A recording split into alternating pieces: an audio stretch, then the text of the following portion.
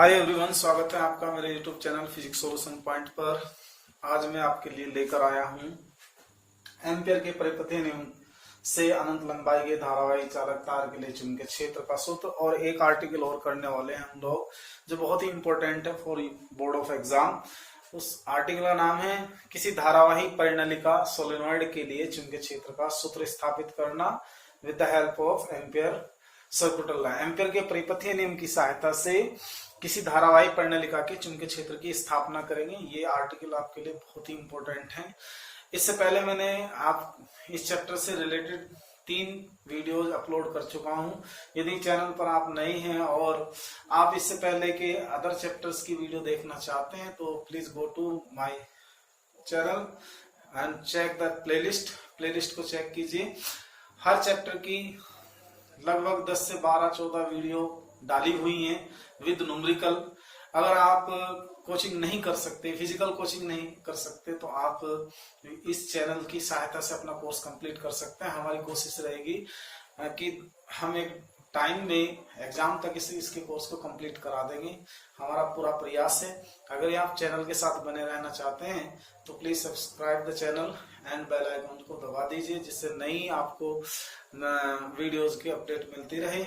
सो time को न गवाते हुए हम अपने टॉपिक पर फोकस करते हैं। एम्पियर के परिपथीय नियम से अनंत लंबाई के धारावाही चालक तार के लिए चुंबकीय क्षेत्र का सूत्र।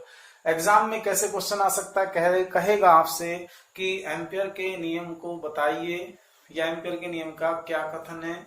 आपसे कहेगा state the ampere circular law, और एम्पियर के नियम की सहायता से किसी अनंत लंबाई के धारावाही चालक तार के लिए चुंबकीय क्षेत्र का सूत्र ज्ञात कीजिए।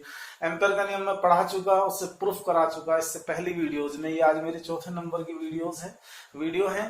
तो अब हम यहाँ देखते हैं बेटा दोस्तों, हम क्या करते हैं कि एक अनंत लंबाई का धारावाही चालक तार हम यहाँ फिगर में ले लेते हैं। दिखाया हुआ है, इसमें करंट फ्लो हो रहा है नीचे से ऊपर की ओर। आपने पढ़ा है कि जब किसी करंट कैरिंग कंडक्टर अर्थात धारावाही चालक तार के अंदर धारा बहती है, धारा प्रवाहित होती है, तो इसके अंदर चुंबकीय क्षेत्र ऐसे वृत्ताकार भागों में, समकेंद्रीय वृत्ताकार भागों में ये चुंबकीय क्षेत्र की फॉर्म होती है। तो हम लोग ये मान लेते हैं कि इस तार से स्मॉल r दूरी पर कोई बिंदु P है जिस पर हमें चुंबकीय क्षेत्र ज्ञात करना है। एम्पियर का परिपथीय नियम लगाने के लिए ये कंडीशन है कि हम दिए हुए धारावाही चालक के जो चुंबकीय क्षेत्र है उसके लिए एक बंद लूप की कल्पना करते हैं और इसे नाम दे देते हैं एम्पीरियन लूप। एम्पीरियन लूप की ये विशेषता होती है कि उसके हर पॉइंट पर, हर बिंदु पर चुंबकीय क्षेत्र और धारा अवयव जिसे करंट एलिमेंट कहते हैं, बोथ आर पैरेलल, दोनों एक दूसरे के समांतर होंगे। तो इनके बीच समांतर होने से थीटा लेने में आसानी होगी। थीटा कितना कंसीडर करेंगे आप यहाँ, because vector b and dl vector both are parallel, दोनों एक दूसरे के समांतर हैं। तो इस सिचुएशन में थीटा क्या होगा, मस्ट बी 0। तो आइए शुरुआत करते हैं। हम उसे बता देंगे। अगर आप लैंग्वेज में लिखना चाहें तो वीडियो को पॉज कर करके आप अपने नोट्स बना सकते हैं। मान लिया कि अनंत लंबाई के धारावाही चालक तार में धारा आई नीचे से ऊपर की ओर बह रही है। इस तार से स्मॉल r दूरी पर कोई बिंदु P मान लेते हैं और इस बिंदु P मान लेते हैं, और तार के लिए चुंबकीय क्षेत्र ज्ञात करने के लिए, बिंदु P पर तार के लिए चुंबकीय क्षेत्र ज्ञात करने के लिए हम एक स्मॉल r त्रिज्या का एक एम्पीरियन लूप खींच लेते हैं और इस लूप का जो केंद्र है वो तार पर होगा। तो अब हम जानते हैं, नाउ वी हैव, यहां से लेके चलेंगे, बहुत छोटा आर्टिकल है, नाउ वी हैव, यानी कि अब हम बताया हिंदी मीडियम में पढ़ा रहा हूं। अब लेके चलेंगे vector B DL vector, line integral हो गई, it should be B DL cos 0। आपको समझ लेना चाहिए थीटा 0 क्यों आया, क्योंकि ये सममित है, लूप है, और एम्पीरियन लूप लेने के पीछे पर्पज यही होता है, यही उद्देश्य है एम्पियर लूप, बंद लूप लेने का, कि चुंबकीय क्षेत्र वेक्टर बी और डीएल वेक्टर दोनों एक दूसरे के समांतर होते हैं और इससे थीटा हमारा 0 आएगा। तो आगे बढ़ते हैं, बहुत छोटा article, important article, vector B DL vector it is equal to integration b dl, और आगे चलते हैं integration vector B DL vector, line integration है, ये बी बाहर निकाल लेंगे, इंटीग्रेशन आया डीएल। अब हमें ये देखना है कि हमने लूप कैसा लिया। हमने लिया है लूप वृत्ताकार सर्कुलर फॉर्म में लिया है।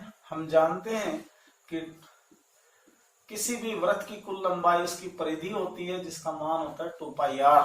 तो you put the value vector b dl vector it should B b into 2 pi r। यहां तक कोई की दिक्कत नहीं होनी चाहिए।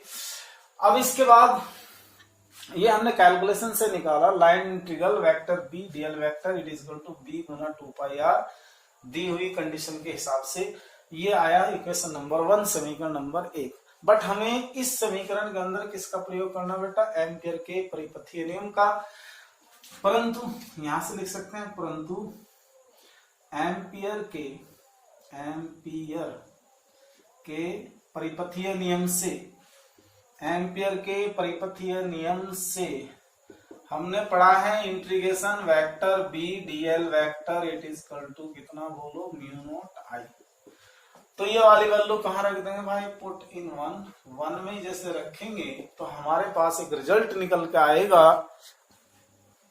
ये रिजल्ट होगा b multiply 2 pi r which is equal to mu 0 I। b की वैल्यू निकालनी है तो हमारे पास होगा mu 0 upon 2 pi I upon r। ये आपका ये बेटा फार्मूला बना जो कि अनंत लंबाई के धारावाही चालक तार के लिए चुंबकीय क्षेत्र का सूत्र है। इस आर्टिकल को हम पहले भी सिद्ध कर चुके हैं। बायो सेवर्ट लॉ की एप्लीकेशन थी कि अनंत लंबाई के धारावाही चालक तार का चुंबकीय क्षेत्र क्या होता है। वहां बहुत बड़ा आर्टिकल था वो, लेकिन यहाँ एम्पियर के परिपथीय नियम से ये इजिली हो जाता है और छोटा भी है। तो आप इसे नोट कर ले, यही हमारा सूत्र है, यही अभिष्ट सूत्र है किसके लिए, अनंत लंबाई के धारावाही चालक तार के लिए चुंबकीय क्षेत्र का सूत्र। Is that clear. Next topic start करते हैं। इससे पहले मैं नेक्स्ट टॉपिक स्टार्ट करूं आप इसको नोट कर सकते हैं बेटा।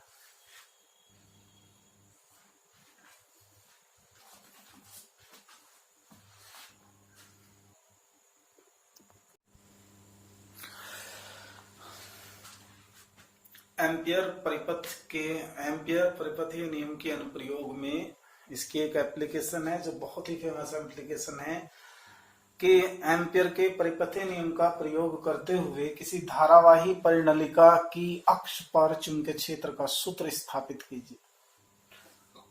तो इस आर्टिकल को करने से पहले हमें कुछ बातें जान लेनी चाहिए। पहले तो हमें यह पता करना चाहिए कि धारावाही परिनलिका होती क्या है। ये लंबी परिनलिका होती है जो किसी इंसुलेटिंग वैद्युत रोधी पदार्थ की बनी होती है। जस्ट लाइक ये प्लास्टिक लेना, इस प्लास्टिक पे ऐसे तार लपेट दीजिए, ऐसे इस टाइप से। तो इससे जो हमारी स्प्रिंग की भांति जिसे हम बोलते हैं कुंडलिनी के रूप में एक लंबी नलिका बनेगी। अगर इसके अंदर हम धारा को प्रवाहित कर दें तो ये धारावाही परिनलिका कहलाती है। अच्छा, एक आदर्श परिनलिका वो होगी जिसका व्यास लंबाई की तुलना में नगण्य हो, बहुत कम हो, लंबाई इसकी बहुत अधिक हो। तो सीधा सा मतलब यहां हमने लिखा भी है कि एक लंबी बेलनाकार धारावाही कुंडली को धारावाही परिनलिका कहते हैं। इसे विद्युत रोधी बेलनाकार नलिका पर प्लास्टिक ले लेते हैं, कुछ हार्ड कागज ले लेते हैं या कांच की एक ट्यूब ले लेते हैं, उसके ऊपर हम स्प्रिंग की भांति तांबे के तारों को लपेटकर कुंडली बना लेते हैं। जैसे ये कुंडली ऐसे दिखाई देगी जैसे हमने यहाँ शो की है। अनुदिश एक समान रूप से तार लपेटकर बनाई जाती है। एक आदर्श परिनलिका की लंबाई उसके व्यास की तुलना में बहुत अधिक होती है। जब इसमें धारा प्रवाहित की जाती है तो इसका प्रत्येक घेरा, प्रत्येक टर्न एक धारा लूप की भांति कार्य करता है। मान लीजिए आपके सामने धारावाही परिनलिका शो की गई है, इसमें करंट फ्लो हो रही है ऐसे, इस तरह से आएगी, ऐसे, इस टाइप से, ऐसे ऐसे। तो इसमें ये देखने के लिए कि धारावाही परिनलिका का ये सिरा कौन सा बनेगा, नॉर्थ पोल बनेगा कि साउथ पोल बनेगा। तो एम्पियर ने एक नियम दिया था जिसे बोलते हैं ampere right hand rule, ampere का दाएं हाथ का नियम। एम्पियर का दाएं हाथ का नियम, उन्होंने क्या कहा था कि आप पर्णलिका के लिए अगर पर्णलिका का उत्तरी ध्रुव देखना चाहते हैं तो अपनी चारों उंगलियों की ग्रिप बनाइए, मुट्ठी बनाइए उस डायरेक्शन में जो डायरेक्शन करंट की है। जो डायरेक्शन करंट की है, ये करंट की डायरेक्शन है, फिगर में हमने ये दिखा रखी, करंट की डायरेक्शन ऐसे जाएगी इस टाइप से। तो ये जो अंगूठा इस डायरेक्शन में आ रहा है, इस सिरे पर आ रहा है, ये जो दिखाई दे रहा है ऐसे, तो ये नॉर्थ पोल की तरह से बिहेव करेगा। समझ में आया? दोबारा से समझिए। एम्पियर का राइट हैंड रूल ये है, किसी पर्णलिका का नॉर्थ पोल उत्तरी ध्रुव डिसाइड करने के लिए, देखने के लिए, निर्धारित करने के लिए क्या तरीका है कि आप पर्णलिका को ऐसे लें हाथ में और अपने हाथ से मुट्ठी भर लें ऐसे, और ये उंगलियां उस तरफ घुमाएं जिस तरफ को करंट जा रही है। करंट ऐसे जा रही है, अगर करंट ऐसा आती तो हम इसको ऐसे भरते। तो इस तरह से पकड़िए, जैसे मैंने यहाँ पकड़ लिया, ये अंगूठा मेरा इस डायरेक्शन में आया तो ये नॉर्थ पोल की तरह से बिहेव करेगा।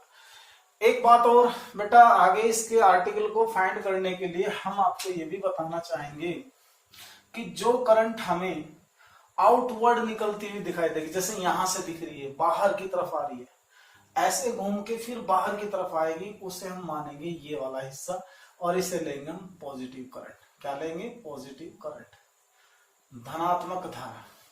और जो सिरा इसके अंदर जाएगा यहाँ पे, उसको हम मानेंगे ये, इसे हम मानेंगे निगेटिव करंट। याद रखना, इसे क्या लेंगे हम? Negative current. जो कॉइल आई है, ये देख सकते हैं बेटा आप लोग ऐसे, ये टॉप व्यू है, ये बॉटम व्यू है नीचे की तरफ। यहां से करंट वापस आएगी और ऐसे जाएगी, मतलब इसके यहाँ सबसे जो नीचे का निम्नतम बिंदु है, इससे करंट आती हुई दिखाई देगी। तो आती हुई करंट को हम इस डॉट के साइन से शो करेंगे, ये नॉर्थ पोलरिटी को भी शो करता है, पॉजिटिव करंट मानेंगे। अब यहां से इसका टॉप मोस्ट जो इसका अपर पॉइंट है, उच्चतम बिंदु है, इससे धारा ऐसे जाएगी दूर की तरफ। जब धारा दूर की तरफ जाएगी तो हम उसे निगेटिव करंट मेजर करेंगे। तो आप ये दो बातें समझे, एक इसकी डायरेक्शन समझे। अब हम आते हैं, आपसे कहा यह जाएगा बहुत ही खास टॉपिक है ये, बोर्ड एग्जाम में 100% आना है, चाहे यूपी बोर्ड हो चाहे सीबीएसई बोर्ड हो। तो यहां पर हम आज आर्टिकल करेंगे धारा व एम्पियर के परिपथीय नियम की सहायता से, एम्पियर के परिपथीय नियम की सहायता से धारावाही पर्णलिका की अक्ष पर उत्पन्न चुंबकीय क्षेत्र का सूत्र स्थापित करेंगे, व्यंजक स्थापित करेंगे। So let we start this topic. आप इसका स्क्रीनशॉट ले लें।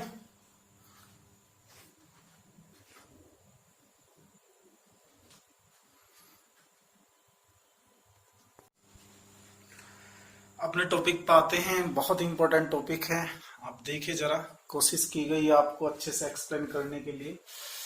एक हमने फिगर ड्रॉ की है और इसमें करंट, पहले वाली जो फिगर थी उसके अपोजिट फ्लो हो रही है, उसमें करंट ऐसे फ्लो की थी, आप पीछे फिगर देख सकते हैं। इसमें करंट ऐसे फ्लो हो रही है इस टाइप से, मतलब करंट ऐसे एंटर करेगी, यहाँ से अंदर जाएगी और यहाँ से बाहर निकलेगी इस टाइप से। तो ये इसका ऐसे राइट हैंड ग्रिप रूल ऐसे बनेगा इसमें, इस टाइप से। तो ये सिरा इसका नॉर्थ पोलरिटी बनेगा, ये साउथ पोलरिटी बनेगा। माना लंबी पर्णलिका चित्र में दिखाई गई है। मान लिया कि इसकी प्रति मीटर लंबाई में, मान लिया कि एक लंबी पर्णलिका जिसकी लंबाई इसके व्यास से बहुत अधिक है, यानी कि एक आदर्श पर्णलिका चित्र में दिखाई गई है। ये इसके फेरे बता सकते हैं, जैसे हमने ये दिखाई है, ये फेरे दिखाए हुए हैं। जो इसमें डॉट का सिंबल है वो ये बताता है करंट आउटवर्ड है, और क्रॉस का सिंबल ये बताता है करंट इसके अंदर है, यानी कि ये पॉजिटिव करंट ली जाएगी और ये निगेटिव। इसको नॉर्थ पोलरिटी कंसिडर करेंगे, इसको साउथ पोलरिटी। ओके, अब मान लेते हैं इसकी प्रति मीटर लंबाई में फेरों की संख्या स्मॉल n है और इसमें धारा I बह रही है, धारा I बह रही है। एम्पियर के राइट हैंड के नियम से, दाएं हाथ के नियम से जो चुंबकीय क्षेत्र होगा, क्योंकि साउथ टू नॉर्थ है तो ये इसकी एक्सिस के समांतर होगा। यहाँ बताया दाएं हाथ के नियम से चुंबकीय क्षेत्र वेक्टर बी पर्णलिका की अक्ष के समांतर है। अब हम इसके दो केस लेते हैं। पहला केस कंसिडर करते हैं, ये देखेंगे सबसे पहले कि पर्णलिका के बाहर चुंबकीय क्षेत्र कितना है। तो पर्णलिका के बाहर चुंबकीय क्षेत्र ज्ञात करने के लिए हम लोगों को एक एम्पीरियन लूप कंसिडर करना पड़ेगा। ये हम ले लेते हैं, दो पे दिखा देते हैं। ऐसा हमने एक एम्पीरियन लूप लिया बेटा, क्या लिया? एम्पीरियन लूप, और इसे नाम दिया हमने sir P Q R S, ऐसे ऐसे लेंगे इसको और ऐसे। आप ये फिगर देख लेंगे।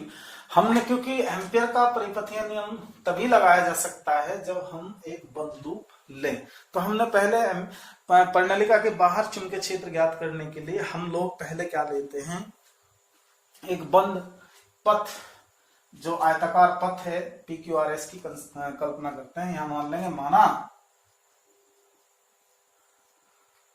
एक आयताकार बंद पथ पी क्यू आर एस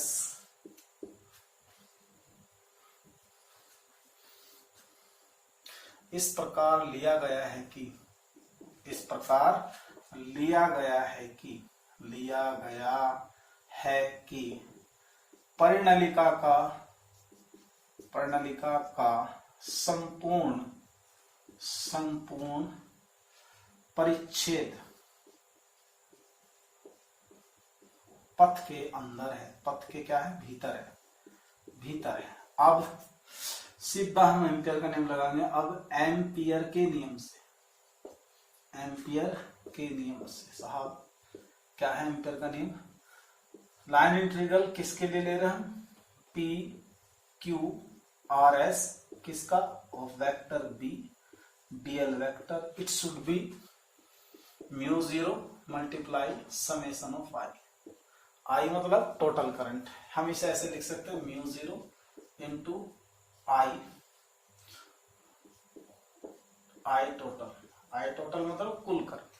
अब देखिए, अभी थोड़ी देर पहले हमने आपको बताया था कि अगर हम इस नियम को लगाएंगे तो हम ये देखेंगे कि इस वाली करंट को जो हमने ली है यहाँ पे, ये ली जाएगी पॉजिटिव और ये ली जाएगी नेगेटिव। तो इतनी पॉजिटिव करंट होगी, इतनी नेगेटिव, इतनी पॉजिटिव और इतनी नेगेटिव। तो आई टोटल हम दिखाएंगे अलग से, यहां दिखा देते हैं। बट आई टोटल कितनी आएगी, देखें आप कितने दिखाए, दो ऊपर दो नीचे, तो दोनों की प्लस माइनस ऐसे बेटा, इसकी पॉजिटिव, इसकी भी पॉजिटिव, इसके इतनी नेगेटिव होगी, तो टोटल करंट कितना आएगी, 0। तो हम यहां पे अगर टोटल करंट की बात करें तो म्यू 0 इक्वल टू क्या होगा, 0। तो ये किसकी बात आती है यहां से, तो integration of vector B DL vector it is equal to 0। तो यहां आ जाएगा b DL cos 0 it is equal to 0। दिख रहा है भाई यहां तक, हाँ ठीक। तो इससे क्या रिजल्ट बनेगा बेटे, इससे ये रिजल्ट बना कि b integration dl it is equal to 0। आपको पता है कि इंटीग्रेशन dl नेवर बी 0, कभी 0 नहीं होने का। तो इसका मतलब है कि b पक्का क्या होगा, 0 होगा। तो हमने ये प्रूफ करके दिखा दिया आपको कि धारावाही परिनालिका के बाहर जो चुंबकीय क्षेत्र है उसका मान कितना होगा, 0 होगा, 0 होगा। तो इससे सिद्ध हो गया परिनालिका के बाहर चुंबकीय क्षेत्र हमने आपको निकाल के बताया। आप इसे प्लीज नोट कर लें। फिर मैं आपको कराऊंगा परिनालिका के भीतर चुंबकीय क्षेत्र का सूत्र। ओके, नोट कर ले प्लीज।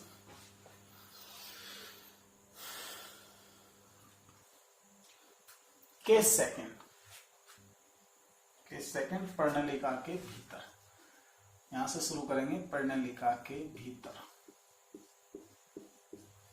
परिनालिका के भीतर निकालने के लिए मुझे यह हटाना पड़ेगा, सब हटाना पड़ेगा। यहां से इसको हटा देता हूं। बाहर मैग्नेटिक फील्ड यानी कि चुंबकीय क्षेत्र कितना आया, 0 आया, 0 आया। अब इसके लिए हम क्या करते हैं, इसके लिए एक और लूप कंसीडर करना पड़ेगा हमें। एक लूप तो मैंने बाहर के लिए दिखाया, एक बंद लूप, एक आयताकार लूप और ले लेते हैं। इस प्रकार से लेते हैं कि इसकी जो लेंथ है ये आ जाए इसमें, ये 3 को ले लो ऐसे करके, इसमें 3 शामिल कर लो, ऐसे ले लीजिए।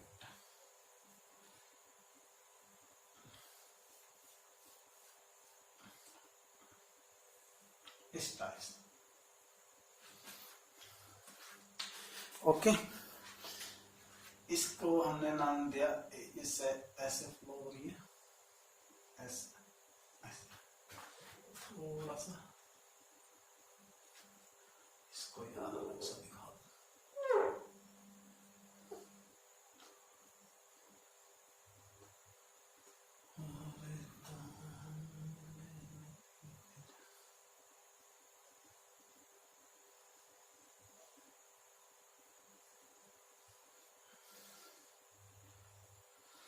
सुख हो या दुख हो,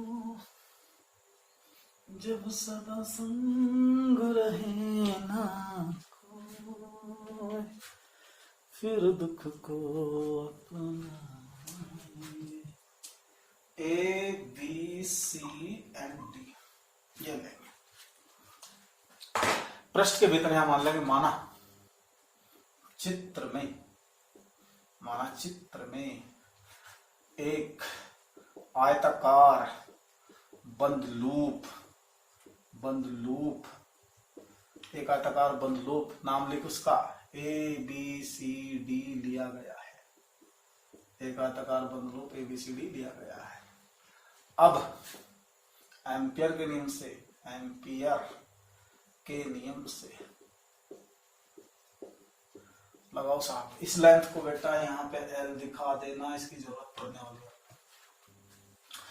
integration vector B DL vector, it should be integration of A to B, A से बी तक लें vector B DL vector, plus integration vector B to C, B से सी जाएगा B to C vector B DL vector, फिर integration C to D vector B DL vector, और एक और रहा integration D to A, close path बन गया।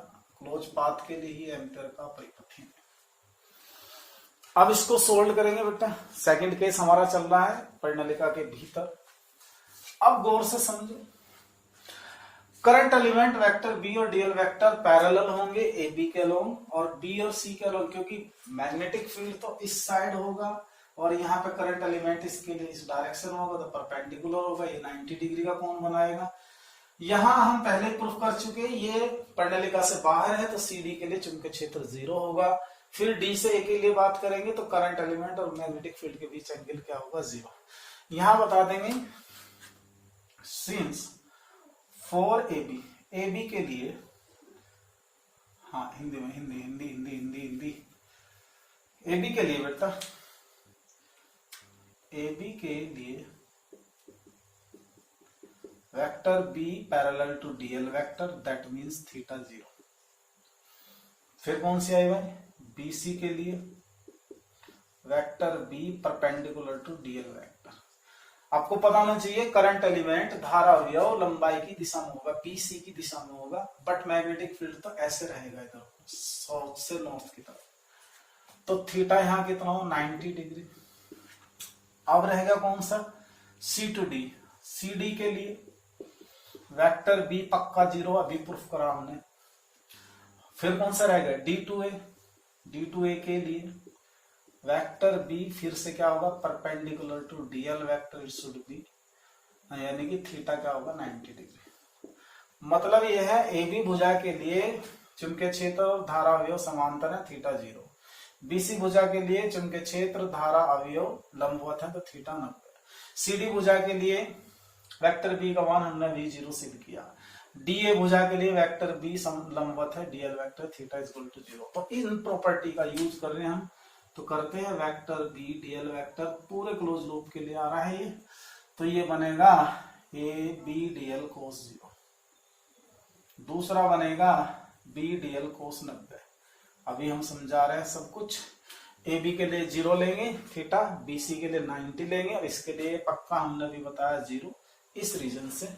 और ये फिर दोबारा से क्या आया, बी डी एल कोस 90। अब बेटा से वैल्यू रखते जाओ। Integration vector B DL vector इसकी वैल्यू कितनी बचेगी, integration b d l only. ये कितना होगा 0, ये कितना आएगा 0, ये भी कितना होगा 0। तो ये कितना है, integration vector b d l vector b integration d l, integration d l. आप देखिए डीएल किसका, डीएल अब जो है ना केवल ये वाली भुजा के लिए आया ए टू बी के लिए, तो ए टू बी किसके इक्वल होगी, सी डी के। यहां बता देंगे इंटीग्रेशन डीएल बराबर है ए बी भुजा, और ए बी भुजा किसके मान रखी हमने, एल के। तो यहां से integration vector B DL vector बना बेटा किसके, बी एल के। इसे इक्वेशन 1 मान लें। नोट कर लो बेटा इसको।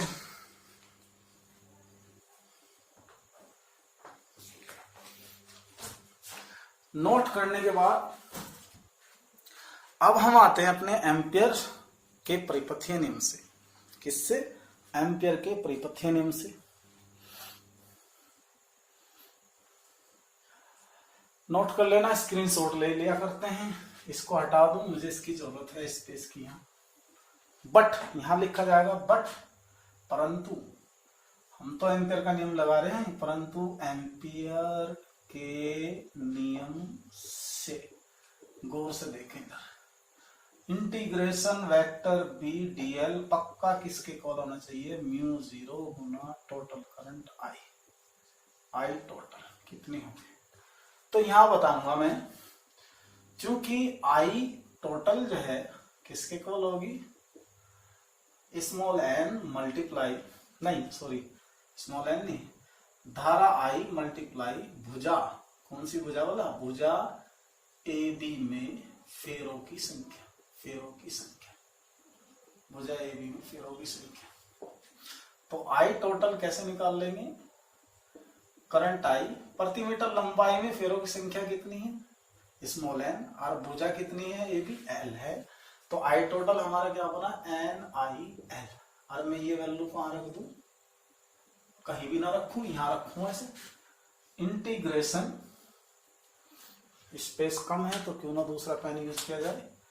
Integration vector b dl vector it is equal to mu not into n I l. ये आया बेटा mu not into n I l. ये वाली वैल्यू मुझे रखनी चाहिए 14 first, put in first. First में जैसे ही रखा तो मेरा इक्वेशन बना, ये बनेगा दोस्त b l it is equal to mu not n I l. L से एल कैंसिल हो जाएगा, तो बी बराबर क्या आएगा बेटा, म्यू 0 एन आई। ये हमारा अभिष्ट सूत्र आया धारावाही परिणलिका की अक्ष पर चुंबकीय क्षेत्र का सूत्र। अगर यहां मैं बता दूं क्योंकि स्पेस कम है, यदि इसमें फेरों की संख्या एल लंबाई में कितनी हो, कैपिटल एन हो, तो एन को हम ये भी लिख सकते हैं एन अपॉन एल। इस सिचुएशन में बी बराबर क्या बनेगा हमारा, म्यू 0 एन आई अपॉन एल। ये भी इसका फार्मूला है, ये भी इसका फार्मूला है। बट यहाँ कैपिटल एन कुल फेरों की संख्या है और स्मॉल एल इस परिनलिका की कुल लंबाई है। तो बेटा ये आपका टॉपिक कंप्लीट हो गया। आशा करता हूं आपका ये टॉपिक अच्छे से क्लियर रहा होगा। मेरा पूरा प्रयास रहा है कि आपको इसे इजी वे में करा सकूं, आसान तरीके से करा सकूं। इसको आप जो है ना थोड़ा ऐसे नोट कर ले बेटा इसका। अगर आपको पढ़ाया हुआ अच्छा लगता है तो आप मेरे चैनल को सब्सक्राइब कर सकते हैं। Thanks for watching, thanks for being us, goodbye. कल मिलते हैं आपसे। ओके बेटा।